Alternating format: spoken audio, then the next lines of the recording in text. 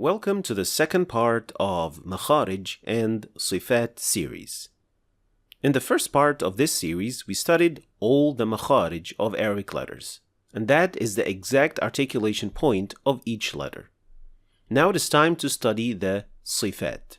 And Sifaat literally means characteristics or attributes. But what does that mean in the context of studying Tajweed and articulation? Well, Sifaat refers to the way you pronounce the letter from its makhraj, so how it is done. They are a set of characteristics which, if not done properly, will produce a different letter, causing clear mistakes. Every single letter has a combination of characteristics, so not just one, which make every sound unique.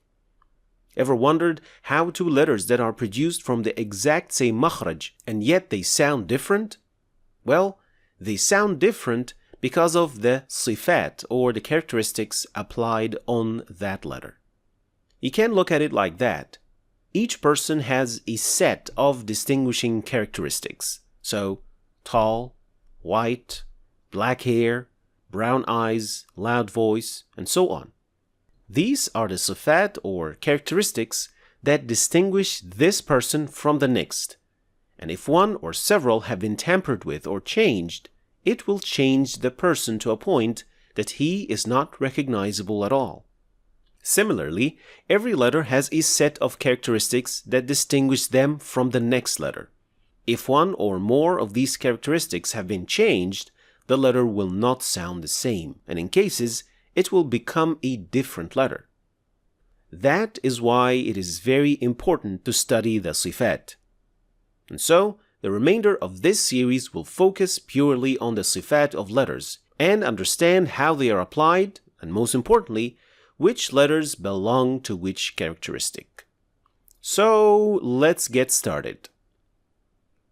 First of all, there are two types of Sifaat Al-huruf, or characteristics of letters. Type 1, which are characteristics that have opposites. Type 2, which are characteristics that have no opposites. Type 1 has 4 characteristics, and Type 2 has 8 characteristics. And in this lesson, we're starting with Type 1, characteristics that have opposites. But what does that part mean exactly? Well, first it means that these characteristics come in pairs.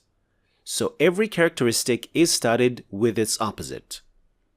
Al-hams, al-jahr, al-shidda, al-rakhawa, al-isti'la, al-istifal, al-itbaq, al-infitah. And I'm deliberately using the Arabic names rather than translating them because some can be accurately translated in English, but others cannot be explained in just one word. So we're using the Arabic description. And secondly, and most importantly, having opposites also means that these characteristics are binary. In other words, every single letter must have one of the two of each of these characteristics. So a letter has either hams or jahr, shidda or rakhawa. This means that every letter should have at least 4 characteristics. Naturally, you can't have a letter that has both opposites at the same time. That is just simply impossible. So these characteristics are binary, and every letter must have only one of each. And now we're starting with the first pair, al-hams versus al-jahr. So what does each of them mean? First, hams means whispering, but in terms of tajweed, it refers to voicelessness. And so, voiceless letters are hurufun mahmusa. So mahmusa is the adjective.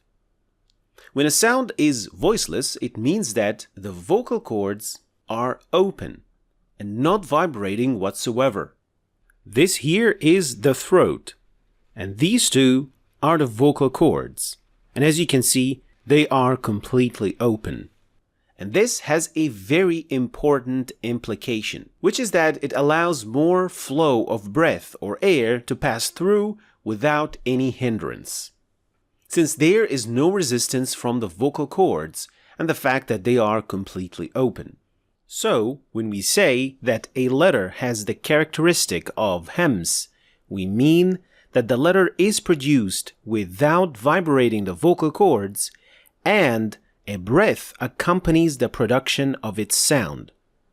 And this is applied on 10 letters.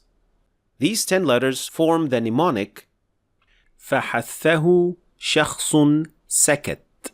So, if I want to make sure that I'm applying this attribute properly, I should make sure that these two concepts are well taken care of.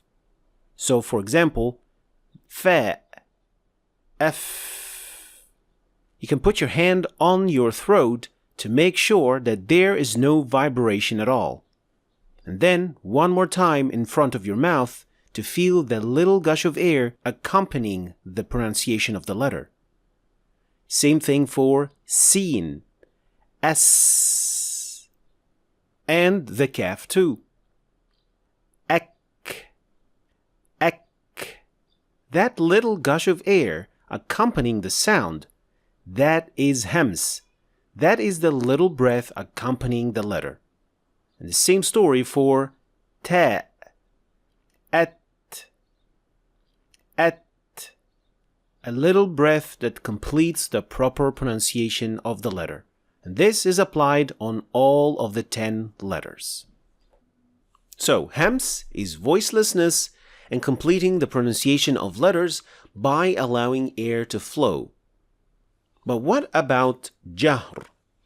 Well, the easy part about it is that everything that we said earlier about hems is the exact opposite when it comes to jahr.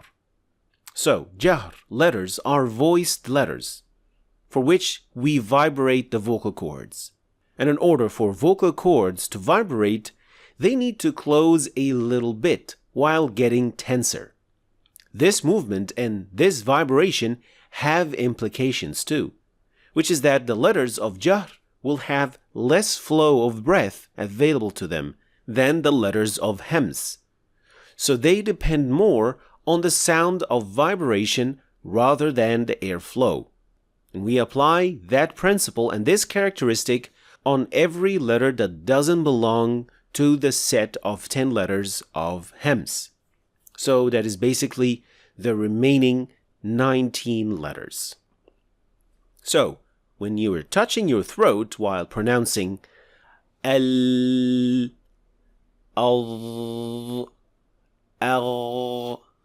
you must feel some vibration of the vocal cords, confirming that this letter is voiced.